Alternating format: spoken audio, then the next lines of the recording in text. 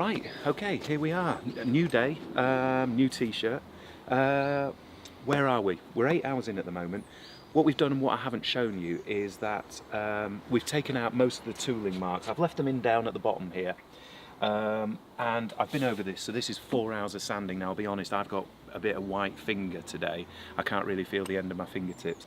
The next logical step for me, kind of from a joinery perspective, I'd like this to have a 10-degree tilt from the vertical. Why 10 degrees? That's generally what a table leg is, the back of a chair, that kind of thing, 10 to 15 degrees. I think it'll make this a little less upright, and it'll give that little bit of kind of comfort as you lean back into it. However, to do that cut, I'd really like to use the chainsaw, and the chainsaw's out of action. The parts are ordered, but unfortunately there's a delay of about 3 or 4 days, so we'll just have to wait. After that point, what would the next logical thing to do, once we've got it levelled off, strictly speaking, is to cut in for the actual seat. We're going to make a recess into this bit of timber here. That's a bit of a question mark how we're going to do that at this point. I am worrying about it. We're then going to use a shipwrights technique to basically roughly fit a piece of timber into here, and then we'll use feelers to pin them into space to feel out to this measurement. That will give us a template. What we'll do with that template is add 15mm onto the template. That will basically fit that piece of timber into that recess by 15mm, you know, fingers crossed. That is going to get riveted through here with handmade rivets, longer than this. They're going to go through and fit into that table. These will then create a chemical bond into the oak because of the acid in the wood, and also an aesthetic look. What we're going for here is something that looks like it's 1,000 years old. That's what we're trying to create. So we can't do any of that at this point because we're waiting for the chainsaw, so that one process is holding us up. It's no issue, we'll move on to something else. What will that be? Right, my other idea is we have a fault pretty much running straight through this piece of timber. The wood itself has protected itself with this ridge. You can also see the other cracks coming through. So what we're going to do is, if we come round the front here, I think we're going to hand make some steel butterflies, hand make some rivets, and staple those cracks together at the front. This plate will be recessed or let into the timber. What we'll do is we'll do this in 3 or 4 places on this big crack. We'll also cover these with probably smaller versions of the same thing, just to create a look.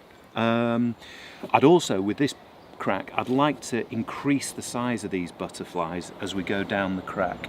They'll also be forge shaped to the kind of curve of the timber, just to make them kind of so they don't basically dig into your back when you're sat in it. So, a little bit of forging. Shall we crack on? Okay.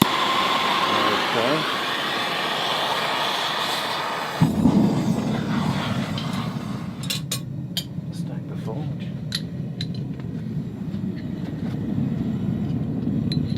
Talk us through what you're going to do then with this process, Watson. It's carpenter lad to you. Carpenter lad. Carpenter lad and camera boy. Yay! So we'll get these up to temperature. These are our blanks. These are just cut out of 1/2-inch mild steel bar. I've radiused the ends just to make it a little bit neater. It hopefully should mean we don't get cold shuts. I am no blacksmith, but we're trying to create something that looks like it's 1,000 years old, so hopefully I'm good enough to do that.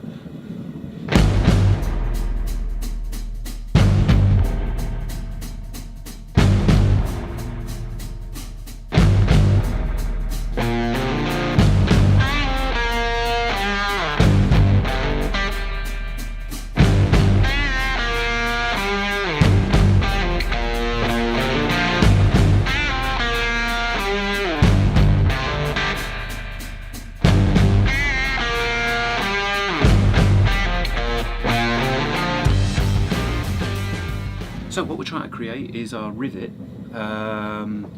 We use what you call a monkey or a rivet header tool to make that. I made that myself. It just about works. What we do is we heat the rivet up in the forge. Really, we only want about the last kind of inch and a half red hot. What we'll do then, we'll pick the rivet up out of the, or we'll pick the blank out of the forge, cool off the lower 3/4, leaving the top red hot. We then fit it into the monkey tool, and we then upset the end. We try and work the tool round as we're doing that, so we put some facets onto the end of the rivet. At that point we take the rivet out, which will have an upset end, it won't look quite that good, and we put it into my bolster plate. The rivet will then sit naturally at that upset. We then hammer the rest of it flat, and that should create us a good enough handmade rivet. You can buy rivets. My point is, you generally buy them by weight, and that's, you know, a couple of 100 grams there. So if you're buying a kilo of rivets, you might only end up with 5 or 6. And not only that, the guy that's selling them to you is probably wanting 30 quid for them. So we'll make them ourselves. Frugal as always. If you want things to be economic, or if you just can't afford to buy all the fittings you like, you can't get some of them, it's better to make them yourself. You know, if you're going to enter into this and you're doing it yourself, you get the pleasure out of making them yourself. You know, this is a rough old rivet when it's finished. This isn't something that, you know, some industrialist is going to buy off me and make an iron bridge. You know, this is a rough hand forged rivet, but it does the job. They look fantastic. They even look better for being all higgledy-piggledy and not uniform. You know, 1,000 years ago, when a Viking blacksmith was making rivets, he didn't give a monkeys if, you know, this wasn't absolutely perfect, if this wasn't formed in a puncher machine. You know, it's meant to look rustic, it's meant to look handmade, and, you know, they do when they're done. It's going to improve the look of that chair rather than using modern coach bolts, which you could use. I'll pull a coach bolt out. You know, which would you prefer? Which is going to do what we want it to do? Which is going to look like a 1,000-year-old chair? It isn't going to be the coach bolt.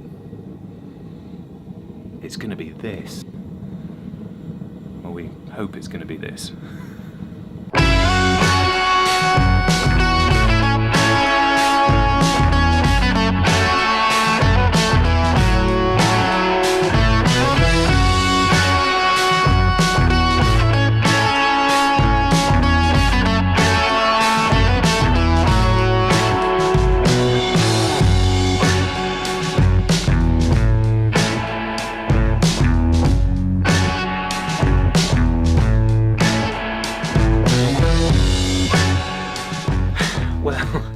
We just about made some handmade rivets. You know, what can you say? You know, they're not centered, they're not a beautiful uniform dome, they've got facets in there. You know, this is what we were trying to achieve. You know, we've kept saying it, we're trying to achieve something that looks like it was made 1,000 years ago. Okay, brilliant. We just about got through that. We didn't have an industrial accident. Bonus. So the idea is, we've seen it already out there. So we've cut these out of a piece of plate, and these rivets essentially fit through. There's a little bit of handmade fitting to do. These rivets fit through here. Okay, like so. So that's the look we're going for. What we will do is we're going to pop these into the forge and do a little bit of texturing, hammer texturing, just to give it a little bit more, just to make it not look like it's been cut out of a piece of plate. Give it a bit of texture, a bit of a look.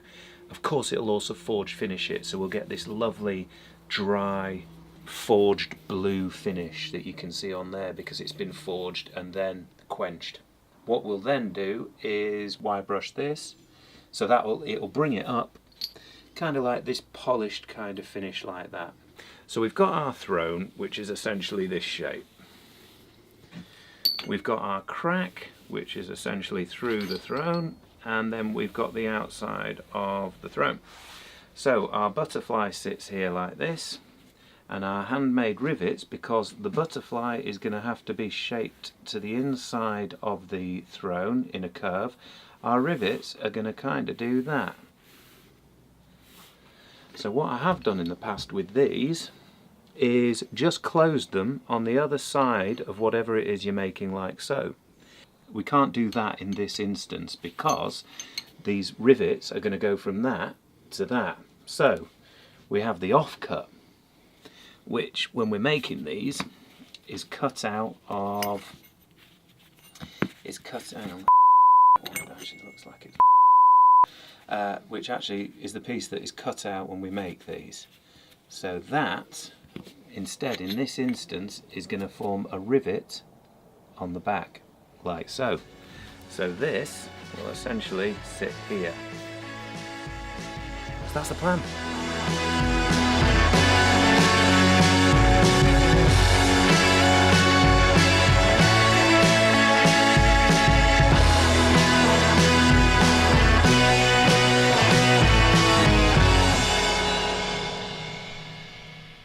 Usually I'd do this kind of thing by router. Essentially I'd make a template, or I'd freehand route to take out all the weight. Because this concave shape here, the plate of the router is just going to be problematic. So essentially it's back to the old school.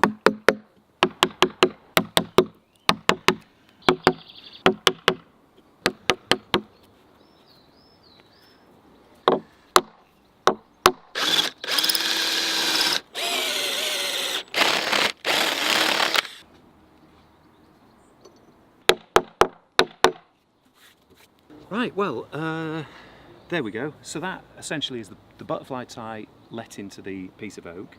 We've then drilled through, we burst through on the first one. I always try to drill through just until the tip of the spade bit comes through, and then drill from the other side, and it saves all that tearing out that you get. Still, we've got a neat hole and we are going to cover it. You know, the idea is to put a washer like this on the back side to close the nut, so that will essentially sit there like so. And then we might just close those rivets the traditional way with kind of cold and hammer them. I'll maybe have a friend at that point to hold that rivet at that side, and we'll close this rivet round here, or we'll cut a little countersink in here, fill that in and then grind it off to close the rivet properly. But that's the idea down the back, so there'll be a line of these down the back. Okay, so what have we done? These rivets are still a touch proud, and I'm kind of concerned that they're going to be a little bit uncomfortable to sit in. So what we're going to try and do is we're going to go back to the forge, and we're just going to kind of try and peen around here a little bit just to smooth those off and round them off.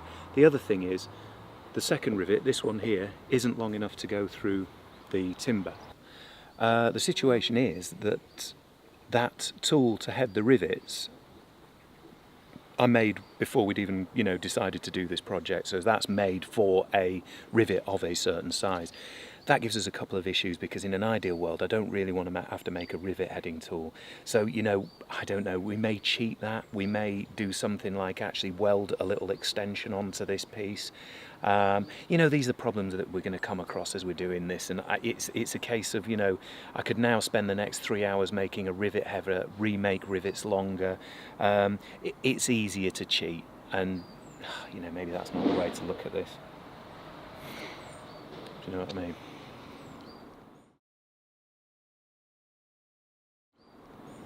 It's not cheating though, is it? Well, it isn't. It's just, the thing is it's like anything. I mean,